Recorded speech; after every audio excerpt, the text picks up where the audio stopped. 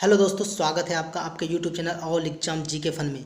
दोस्तों, आज हम टॉप प्रश्न को लेकर आए हैं जो आपके आने वाले एग्जामिनेशन के लिए हेल्पफुल साबित होंगे। तो इस वीडियो का पूर्ण जरूर देखें और यदि आपको ये वीडियो पसंद आए तो लाइक शेयर जरूर कर दें। और जो हमारे चैनल पर नए हैं वह हमारे चैनल को सब्सक्राइब करके बेल आइकन को प्रेस जरूर कर दें, क्योंकि मैं प्रतिदिन इसी तरह के टॉप प्रश्न को लेकर आता हूँ। तो चलिए दोस्तों, शुरू करते हैं। तो हमारा पहला प्रश्न है, मौर्य साम्राज्य में दीवानी न्यायालय के न्यायाधीश को क्या कहा जाता था? तो इसका आंसर होगा व्यवहारिक। अब मैं इससे संबंधित कुछ पॉइंट्स बता दूं कि मौर्य काल में न्यायालय दो प्रकार के होते थे। पहला था धर्मस्थनीज, जिसे दीवानी न्यायालय कहा जाता था। दूसरा था कंटक शोधन, जिसे फौजदारी न्यायालय कहा जाता था। और मौर्य साम्राज्य में कर्मांतिक उद्योगों एवं कारखानों का अध्यक्ष होता था और अंतपाल सीमावर्ती दुर्गों का रक्षक होता था तथा नागरिक या नायक नगर रक्षा का प्रमुख होता था।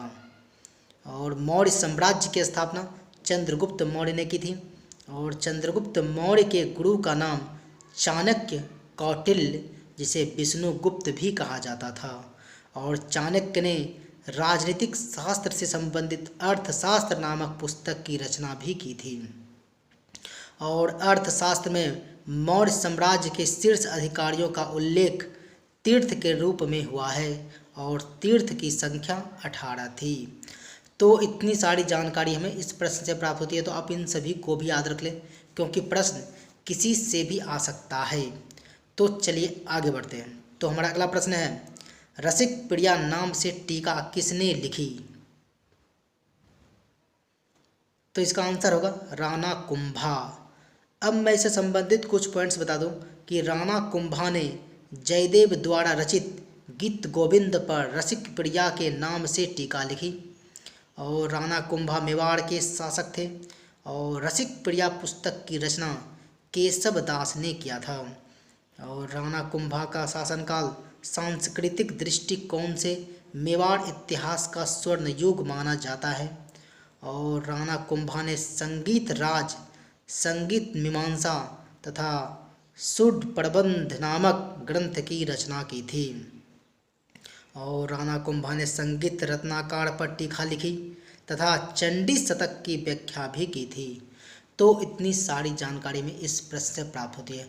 तो दोस्तों, यदि आप इसी तरह लिंक के साथ जीके पढ़ेंगे तो आपकी जीके बहुत जल्द इम्प्रूव हो जाएगी और आप कम समय में अधिक जीके जान पाएंगे।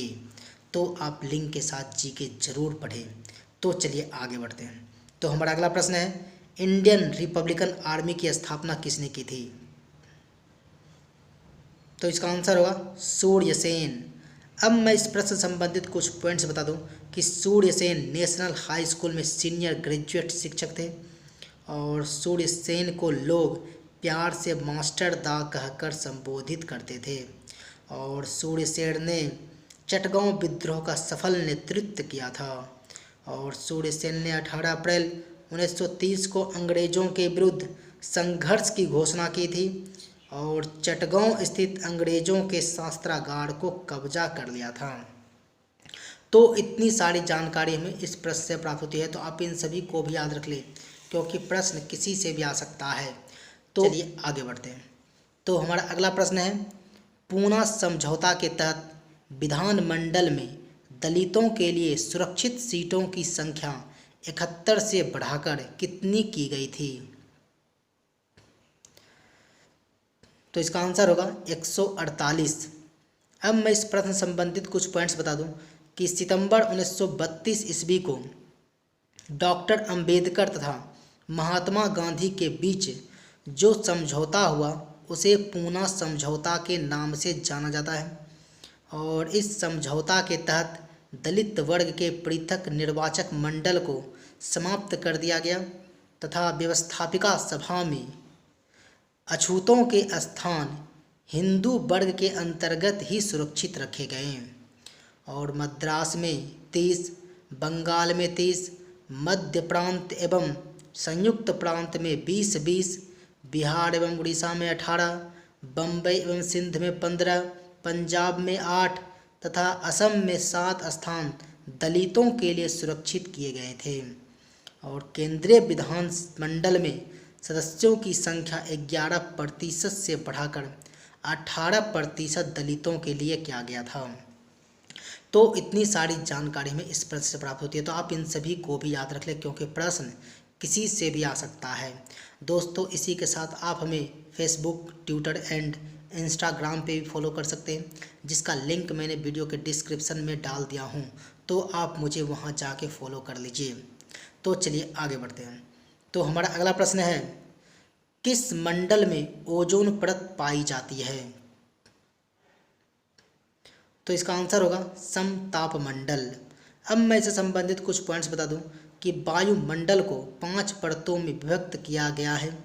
पहला है क्षोभ मंडल, यह वायुमंडल की सबसे निचली परत है और सभी मौसमी घटनाएं इसी परत में घटित होती है। इसे संवहन मंडल या परिवर्तन मंडल भी कहा जाता है। इसके बाद समताप मंडल, यह वायुमंडल की दूसरी परत है। ओजोन परत इसी मंडल में पाए जाते हैं जो खतरनाक पराबैंगनी किरणों से हमारी रक्षा करती है। और तीसरा है मध्यमंडल, यह वायुमंडल की तीसरी परत है। उसके बाद फोर्थ है आयन मंडल, यह वायुमंडल की चौथी परत है और इस मंडल में आयनीकृत कण पाए जाते हैं। उसके बाद पांचवा है बाह्यमंडल, यह मंडल वायुमंडल की पांचवी और अंतिम परत है। तो आप इन सभी को भी याद रख लें क्योंकि प्रश्न किसी से भी आ सकता है। दोस्तों आप जब भी हमारा वीडियो देखते हैं तो पूर्ण जरूर देखा कीजिए और साथ ही आप में लाइक कमेंट्स भी कर दिया कीजिए, क्योंकि आपके एक लाइक कमेंट से हमें मोटिवेशन मिलता है, ताकि मैं इससे प्रोत्साहित होकर और अच्छे अच्छे प्रश्न को आपके लिए लेके आ सकूं। तो हमारे वीडियो को लाइक कमेंट्स जरूर कर दिया कीजिए। तो चलिए आगे बढ़ते हैं। तो हमारा अगला प्रश्न है, इनमें किसका हृदय त्रिवेशमी होता है? तो इसका आंसर होगा मेढक। अब मैं इससे संबंधित कुछ पॉइंट्स बता दूं कि मेढक का वैज्ञानिक नाम राना टिग्रिना है और छिपकली का हृदय भी त्रिवेशमी होता है। और मेढक और छिपकली दोनों असमतापी जीव हैं और मनुष्य का हृदय 4 कोष्ठकों से मिलकर बना होता है। कछुआ में भी त्रिवेशमी हृदय होता है और मछली का हृदय द्विवेशमी होता है और मेढक एम्फीबिया वर्ग के अंतर्गत आता है।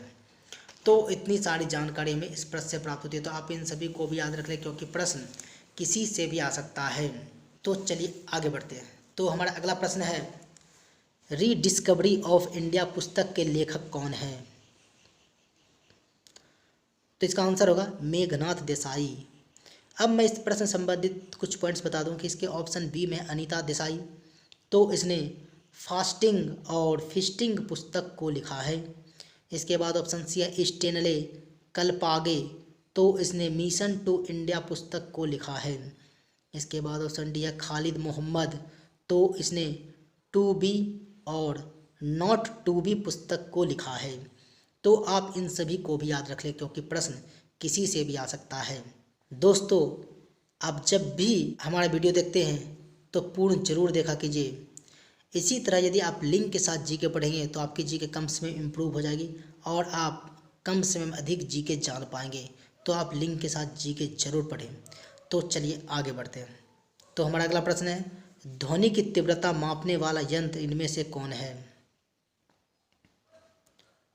तो इसका आंसर होगा ऑडियोमीटर। अब मैं इस प्रश्न संबंधित कुछ पॉइंट्स बता दूं कि इसके ऑप्शन ए में है ऑडियोफोन, तो इसका उपयोग लोग सुनने में सहायता के लिए कान में लगाने के लिए करते हैं। इसके बाद ऑप्शन बी है अल्टीमीटर, तो इसका उपयोग उड़ते हुए विमान की ऊंचाई नापने के लिए किया जाता है। इसके बाद ऑप्शन सी है अनीमोमीटर, तो यह उपकरण हवा की शक्ति तथा गति को मापता है। तो आप इन सभी को भी याद रख लें क्योंकि प्रश्न किसी से भी आ सकता है। तो इतनी सारी जानकारी हमें इस प्रश्न से प्राप्त होती है। तो चलिए आगे बढ़ते हैं। तो हमारा अगला प्रश्न है, नेशनल कॉन्फ्रेंस का चुनाव चिन्ह क्या है? तो इसका आंसर होगा हल। अब मैं इस प्रश्न संबंधित कुछ पॉइंट्स बता दूं कि इसके ऑप्शन ए में साइकिल, तो यह Telugu Desam party Andhra Pradesh Samajwadi party Uttar Pradesh, panthers party Jammu Kashmir का चुनाव चिन्ह है।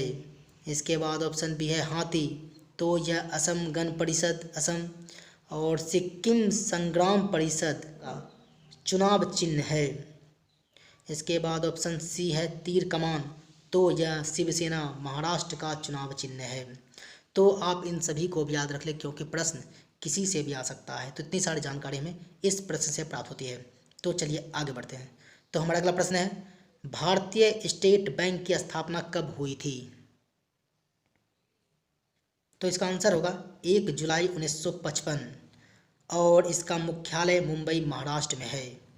अब मैं इस प्रश्न से संबंधित कुछ पॉइंट्स बता दूं कि इसके ऑप्शन ए में है 1 अप्रैल 1935, तो इस ईस्वी में रिजर्व बैंक ऑफ इंडिया की स्थापना हुई थी और इसका मुख्यालय मुंबई महाराष्ट्र में है।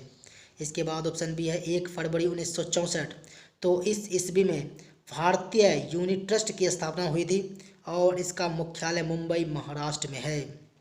इसके बाद ऑप्शन सी है 2 अक्टूबर 1975, तो इस ईस्वी में क्षेत्रीय ग्रामीण बैंक की स्थापना हुई थी। तो आप इन सभी को भी याद रख लें क्योंकि प्रश्न किसी से भी आ सकता है। तो इतनी सारी जानकारी हमें इस प्रश्न से प्राप्त होती है। तो दोस्तों आज हम लोगों ने इतने सारे प्रश्नों के विषय में जानकारी प्राप्त की है।